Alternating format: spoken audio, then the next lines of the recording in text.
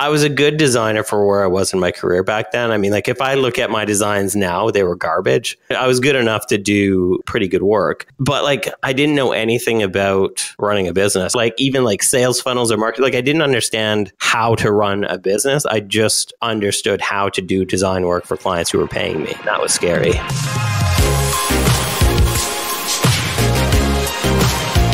Hey Feasters, and welcome to episode 4 of season 3 of Live in the Feast. I'm super psyched for today's show. It's with Paul Jarvis. And if you're a freelancer and you haven't heard of Paul, then at the very least, you need to go sign up to his Sunday Dispatches newsletter. It's honestly one of the best weekly newsletters you'll read. I'm Jason, aka Rez. If you are new to the show, Live in the Feast is a podcast for freelancers like you looking to build a profitable business and get recurring revenue. If you're not new to the show and you enjoy what we're doing here, why not go into iTunes and hit that subscribe button so you get notified as soon as an episode drops. Paul is someone who I've respected for years, and he's been doing freelance service work for a long time, but he's shifted his freelance business over to products, his latest being opico.com, and writing books with his latest coming out in early 2019. The thing that I've admired about Paul for such a long time is his candor, how he's been able to design his business to work around him, and how even in this automated world we live in, he keeps his business simple and very effective. In this episode, you'll hear how Paul has recognized his strengths and doubles down on them. Yet he's also been able to recognize that he doesn't have all the answers.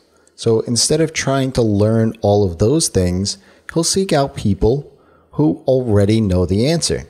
We talk about how to handle clients who don't pay on time, batching, why being dumb and bored is fun, and pivoting your business is not an overnight thing. So if you're ready, let's dive in.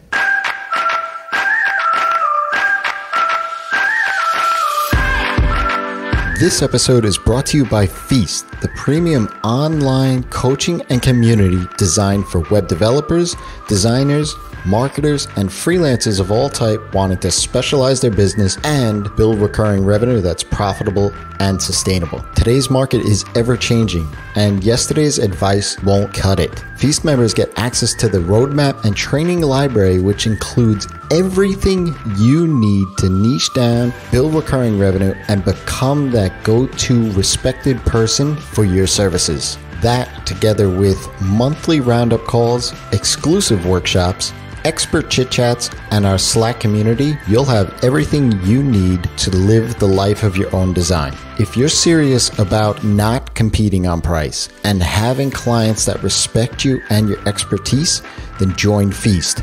Head over to feastcourse.com today.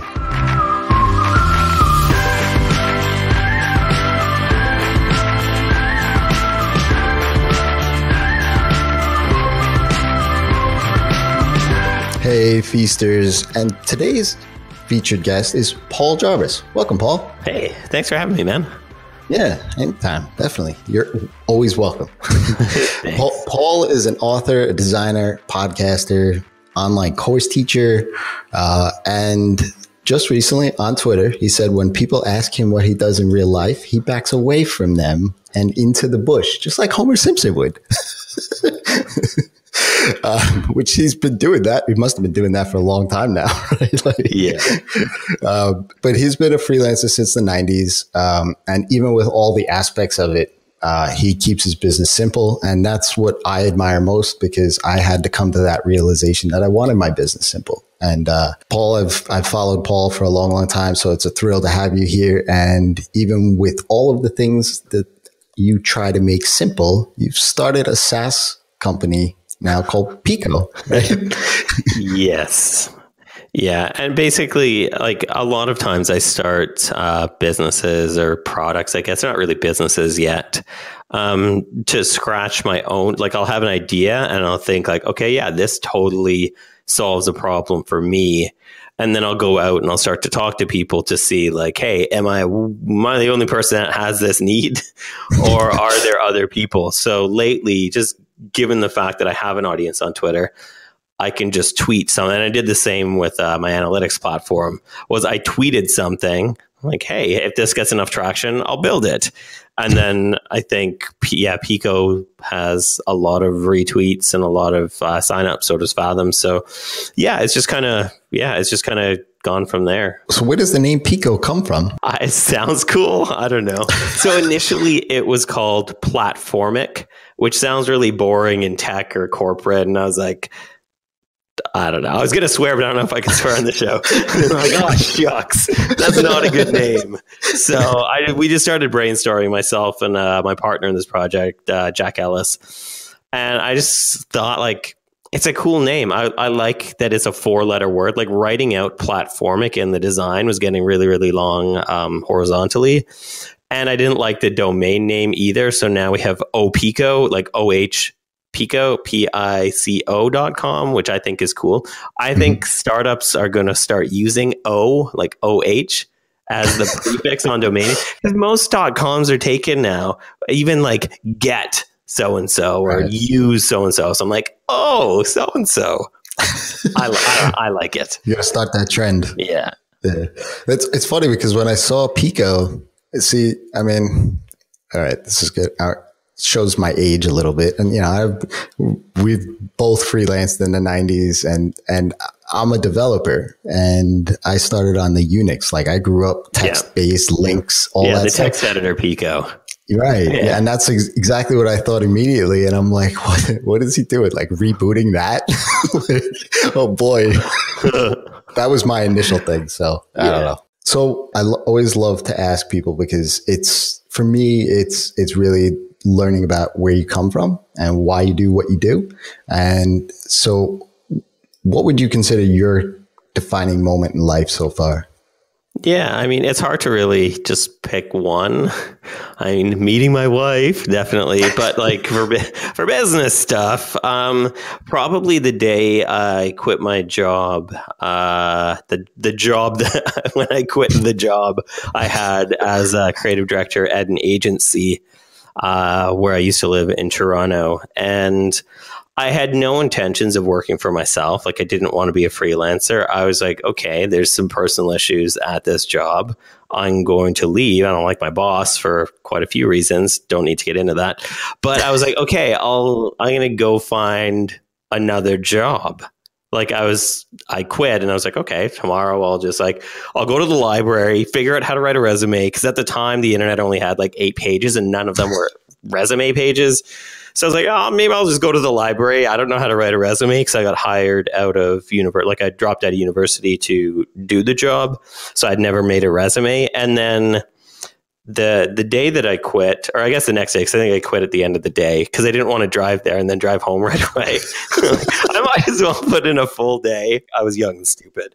But then the next day I woke up and I was like, okay, I guess I'll go to the library in a bit. Like, I don't have a job. I don't care. Whatever. I'll wait a little bit. Right. And then my phone started ringing. And then the clients of that agency started calling and were like, hey, we know that you're the one running the show. If you're gone, we don't want to be clients of the agency anymore. So where are you going to go work next? We'll just bring our business there. And by like the 3rd or 4th call, I was like, well, I guess I'm going to work for myself because I might as well, like, why bring that work to somebody else when I can just do it myself? So, yeah, I mean, that was definitely, and then like 20 years later, I still work for myself. So kind of defining, I guess, if I had to think of one thing. Yeah. Yeah. Well, I mean, you know, when I ask that question, it's both personal and professional, you know, like it's funny when I ask that for other guests and some people say family. Yeah. You know, like you said, your wife, and same for me. My wife is the best thing that ever happened to me. I say it all the time. But did you come from that entrepreneurial background? No. My mother worked in the charity sector, and my dad was a mechanical draftsman for probably from It's 20 to retire. He probably for like 40 years or so. So he did the same job outside of a recession where he did a bunch, where he like built stuff at farms. And then as soon as the recession was over, he went back to mechanical drafting. So yeah, they were definitely not entrepreneurial at all. So, I mean, other than the fact that you didn't want to bring money to somebody else's table, so to speak, yeah. And you just like, you know what, just come with me and work with me. What was that like? What was the decision making to say, you know what, I'm just not going to make that resume. I'm not going to go to the library. I'm just going to do work for these people. Yeah, I think I went to the library anyways because I was like, I don't know how to start a business. So what like thing do I need to read? And then I just realized like, I mean, I just talk to a lawyer and an accountant instead of going to the library. And then that was easier. But yeah, dude, like it was scary to do that because like I'd never considered it. Like the day before, it wasn't even a consideration. So it was scary. And I mean, like as much as I was a good I was a good designer for where I was in my career back then. I mean, like if I look at my designs now, they were garbage. But like at the time, I was pretty good. Like I was working with like professional athletes and stuff like that. So like I was good enough to do like pretty good work. But like I didn't know anything about running a business. I didn't know about invoicing or books or taxes. I still actually don't know anything about taxes.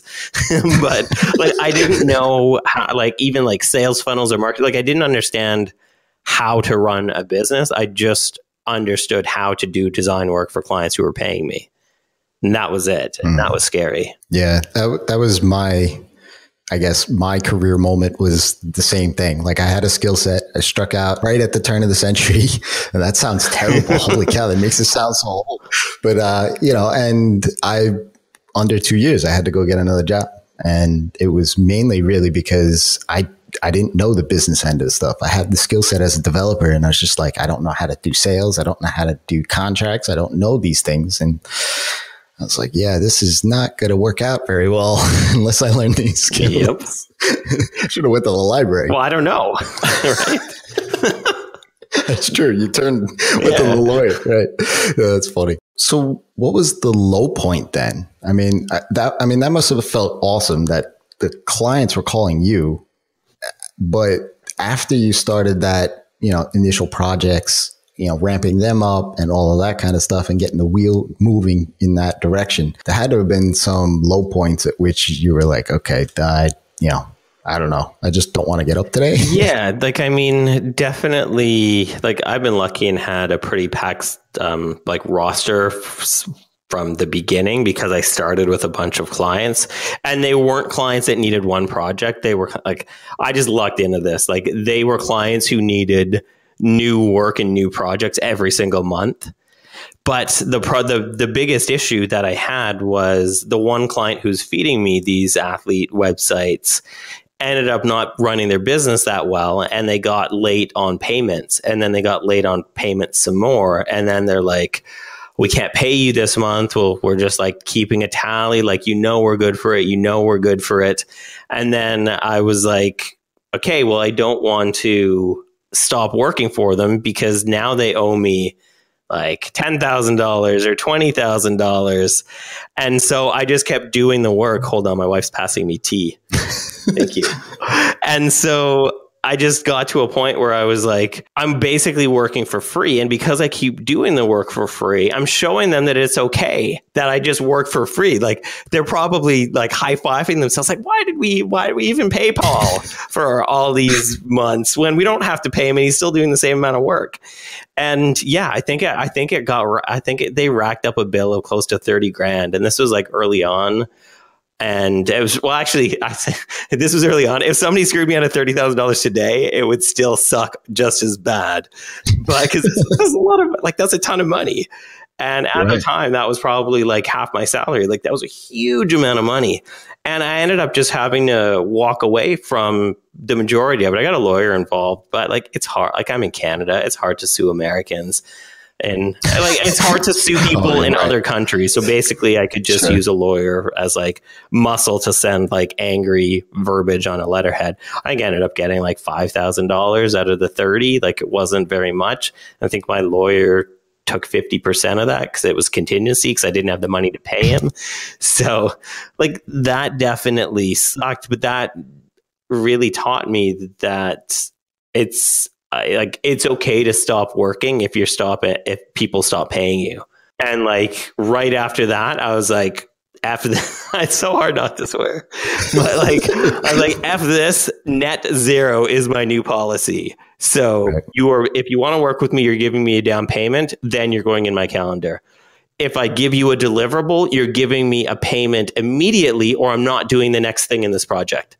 So you as a client are in control of the momentum of this project by paying me instantly because I'm doing the work for you instantly. Like, I'm not doing it like in 10 seconds or anything, but like I'm starting to work on it and I'm continuing to work on it from the start to the finish of the project. So if you want me to keep going, you're going to keep feeding me money. And then I haven't been screwed over by a client since. Yeah. Yeah. I did that very similar thing. Like you're paying for the work that we're about to do. Yes. Right. Like forward billing, not back. Like I always say, I charge a price. I don't I don't give you an invoice, right? Because you can't go into the electronics store and buy a TV and then say, you know what, I'm going to pay you in 60 days. Yeah. My payment is net 120 for this TV. Like it's not going to work. Exactly. Yeah. So, I mean, there was one time when I started out very similar in that way, and it was a national brand and it was totally virtual. I never met the person and I had worked with the president, and it was through somebody else that I got this gig with, and I would charge by the hour at that time. And I charged for phone calls. I charged for, things like that. And for most of the project, he had no problem paying that. And then at one point during the conversation, I guess something gave him a tip to how young I was at the time, which was early 20s. Well, he didn't like that, I guess he figured that he didn't have to pay me anymore. And I was just like, what's going on here? Like all of a sudden this thing just stopped. So I just kept calling him I would ramp up the calls. And at one point he filled up his voicemail and it was like $8,000 or $9,000, but it's still money. Right. And I was just, I was like, forget it. I don't have a job to go to, so I could just keep pressing redial on the phone. I'll just leave him a voicemail. And as a president of a company, he needs to get his voicemails, I guess. So, it is what it is, right? You got to do what you got to do. So, I mean, obviously the design work and everything was working great. How did you turn into, you mentioned that you have Chimp Essentials, which is your MailChimp course. You've done numerous other venture courses with other people over the years. What was your thinking along like, hey, okay, the design work is doing what it's doing and it's obviously paying for my lifestyle. Let me try this other thing.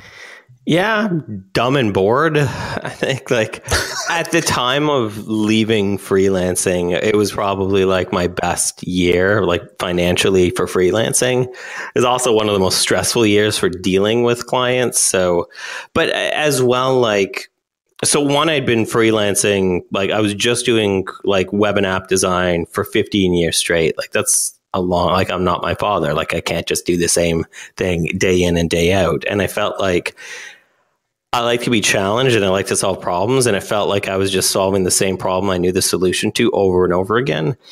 But it was a transition. Like I didn't just start the way that I started freelancing, where I just dropped all of my clients and was like, see ya, I'm out. I'm out, guys. But like probably took about 2.5 years to transition from full-time, like 100% of my schedule freelance to 100% of my schedule products. And I just kept track, like all my freelance billing is in one bucket. And then all of the money I'm making from products is in another bucket. And I'm not going to just do products until that bucket is making more money than what I was making freelancing. And that was kind of the deal that I made with myself. Cause I was like, it was easy for me to, at the time when I stopped doing freelance full time, it was easy for me to get clients that had built up a great name for myself and a great reputation. I was charging really good money. Like I was making a great living. Like there was absolutely nothing for me to complain about other than the fact that I was stupid and bored. And And like, honestly, that's a valid reason. Yeah, that's a valid, an honest reason, at least. So yeah, like I just kind of approached it from like playing with the idea that like, if I can make this work with one-to-one relationships, like doing client work with like clients, and if I could take that and turn it into one-to-many relationships, because at the time I was also building up like an audience for the work that I was doing, and I was writing a lot about people hiring freelancers, and that was kind of building an audience. And I was like, okay, well, if I can start to generate revenue and start to like enjoy this stuff and provide a bunch of value for the people, then maybe this is something that I could do full time. It ended up working out. It took a couple of years, but it did end up working out. Yeah, that's interesting to keep the buckets separate, because I mean, it was essentially the same company, right? Yeah, I mean, it's only me. It's still like, it's just, I'm the only person. So how did you divvy up the time then? I started doing products like evenings and weekends. Like I'd do my freelance work during the day, and then I basically treated it like a second job, where I would, and my first, I think 3 products were books. So I'd be writing, working on or marketing books like evenings and weekends. And then as the first one sold and did fairly well, and the second one sold even better, and the third one sold way better, then I was like, okay, I can do one less client project this month, because like 20% of my income is products now consistently. And then I was like, it would bump up a bit. And I was like, okay, I only need to take on 2 clients this month instead of 4.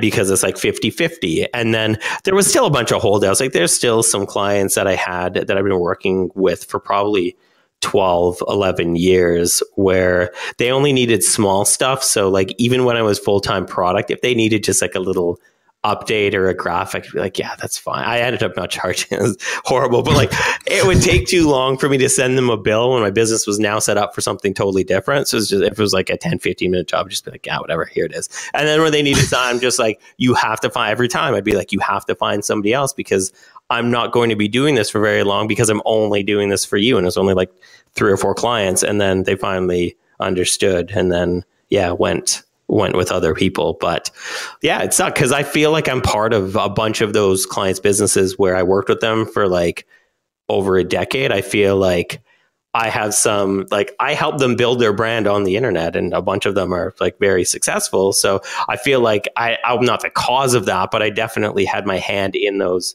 businesses as far as like the visuals and the marketing went. So it was tough to give. It was super tough to give up. Yeah, I can imagine. And getting sucked back into it every now and then too is probably like, okay, it churns up those feelings again. It's like, yeah, like you said, like you just, an overarching theme here. Like you just like, you know what? I'm too lazy to figure out this. I don't want to set up an invoice to send you something, because it's going to disrupt everything else that's going on. Well, that's why I write books, because people kept asking me the same questions, and like, I'm lazy. I don't want to keep answering the same questions you have with the same answers. So if I write a book, then all I have to do when people keep asking me the same question over and over again is like, here's the book. Like $5, buy the book if you want the answer. It's in the book. And there's a whole lot more as well. So how about you read it? Yeah. I mean, that's funny, because I now do a daily podcast where I just answer a question, because I get asked all these questions all the time. And I do mentoring, coaching, a small amount of clients there. But, people tweet, send me emails. I'm an open book. I'll answer it. But if I get asked the same question, I was like, okay, no, like, what am I going to cut and paste all the time? And but see, so what you're doing is smart, though, because you're still providing the answer in a one-to-many relationship. Like, one person asks the question privately, or even on Twitter, nobody's going to see it because they're not looking at replies typically. But then you answer it on a podcast, and then you're providing all the other people who had the same question but maybe didn't ask or would ask in the future with that answer, so they don't have to ask you that question. It's you're super efficient. Well, I'll take it. I mean, it was started as an experiment, and I was going to do it for 30 days, but now it's, at the time of this recording, 75 now, episode 75. So, and it's fun. Yeah. For me, it's fun. I'd much rather do that than write a blog post, I'll be honest. So what does life look like for you today? It's pretty, I guess it's good, because I'm never really doing the same thing for very long. Like, if I'm writing a book, I'm taking 3 or 4 months to sit. Like it takes a couple years to do a book, but like the actual sitting down and writing a first draft, I'll just do that for like 3 or 4 months. Or with like what I'm doing now with like software, I'll take a couple months to build the software out, and then the maintenance of it takes far less time. So I can do that in the background while I'm doing another thing. So every 3 or 4 months, it completely changes. Sometimes I'll be beginning of this year, I was redoing all the lessons in one of my courses.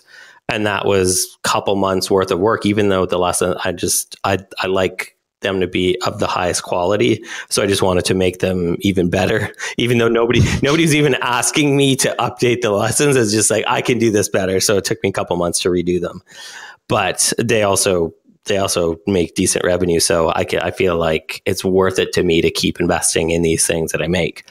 Mm-hmm. So it's totally different. Like this week is mostly design work. Next week is probably going to be mostly writing work.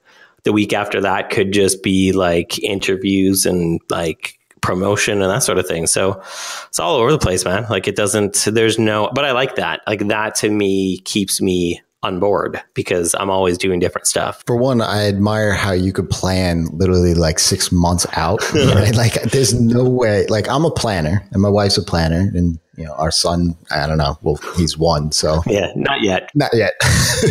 But like I have my weekly review, I do quarterly reviews and stuff, but to be able to say like, I'm going to draft up 6 months worth of emails to send out to my list, like, how does that work? Like, how do you say, like, I mean, if I did 6 months worth of emails, there goes 1 week. Like, like there's nothing else getting done. Yeah. Right. But that's what I do. Like, that is like, I'll take typically not a week for articles that I write, but I'll typically take a day or two and just write articles. Cause I found that like the more that I batch similar work, the faster I get it done. Like, if I sit down for the day and I write one article, that probably takes me like an hour, maybe 2 hours to do the first one. Then the next one could be 30 minutes and the next one could be 20 minutes. And like I get into a groove and I can get more done because I'm doing the same thing over and over again. And then I get bored, then I don't do it for like a month or 2. Right. But then like, so this week is mostly design. So like I'm getting much faster at, like, I'm remembering all the shortcuts and I'm getting much faster at building like UI elements because that's all I'm doing. My brain is like in UI mode right now. If I'm coding, my brain is like in code mode. So if I'm writing, same thing. So I find that it's just like, it's helpful for me to get stuff done fast by doing things like grouped together that are similar. Yeah, I mean, I've heard good things about batching. Yeah. It just I haven't wrapped my head yet around that, and I've started to think more about it because of the daily podcast now. Yeah. Because it's only a 5-minute podcast. It's just me answering a question and that's it. But if I could cue that up like Monday morning for the week, like that would be great. And then I don't have to worry about it. But it's, I don't know. It's kind of a therapeutic thing. Yeah. And the thing is too, like, what if what you wrote about in January comes out in May, but then it's like, okay, well, I don't really think about that, or it's not in the context of maybe something that's going on that has changed in your life at that time. Yeah. I mean, I try to keep what I write evergreen, and even like if my articles sometimes like 6 months would be the maximum. Like the article that I sent out last week, I just kept pushing it back in the queue. So I'm usually like 2 or 3 months out. So one, I never write about current events because I don't know anything about current events. I honestly, like I watched Colbert at lunch and I learned about somebody biting Beyonce in the face and I don't even know who it is. So it's like, I don't know anything about current events. So what I write about is never about that.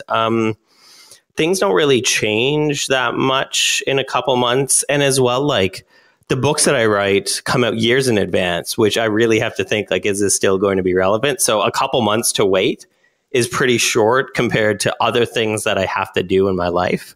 So it actually seems pretty short for me. Like, oh, I'm totally going to believe this in 2 months.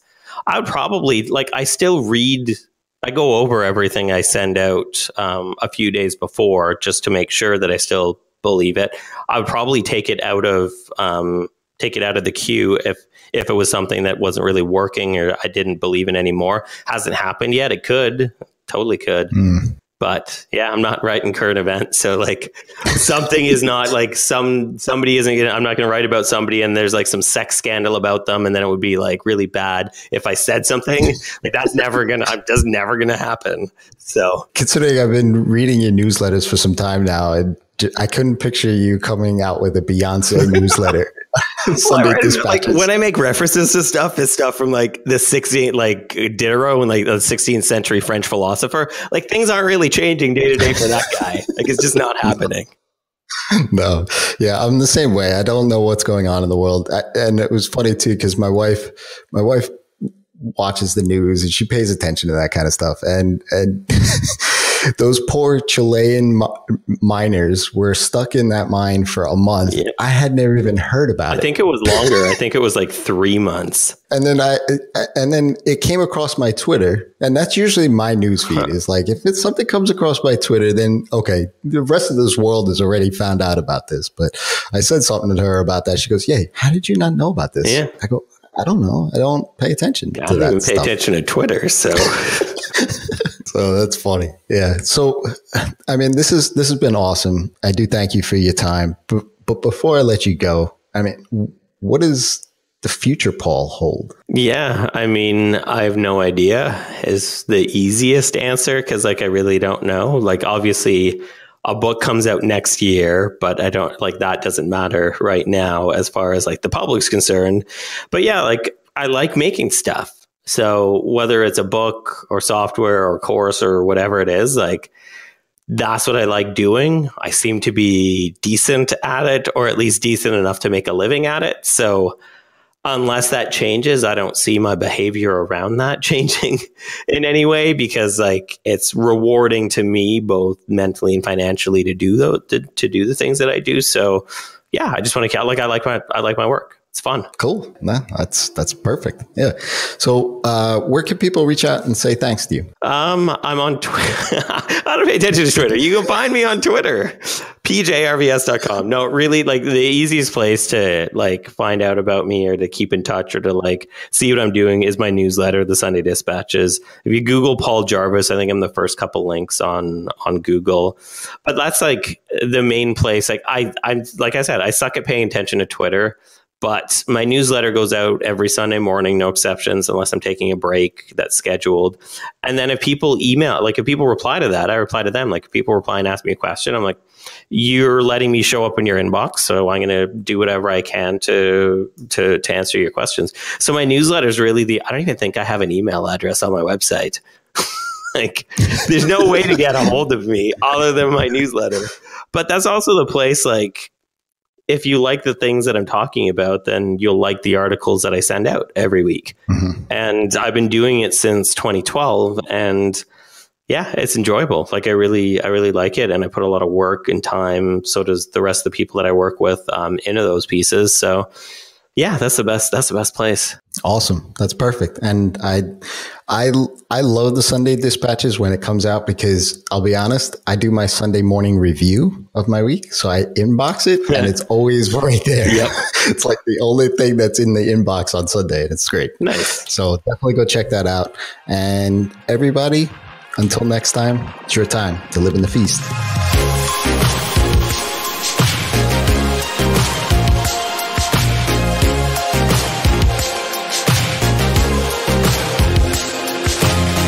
Thank you so much for listening today. And if you've enjoyed this episode, then head on over to liveinthefeast.com and subscribe. Go ahead and leave Paul and I a 5-star rating and review in iTunes as well. It will help others find this episode. Next week, I'll be back with Carrie Dills talking about how her ambition and her goal of running a coffee shop turned into becoming a freelance web developer. Till then, it's your time to live in the feast.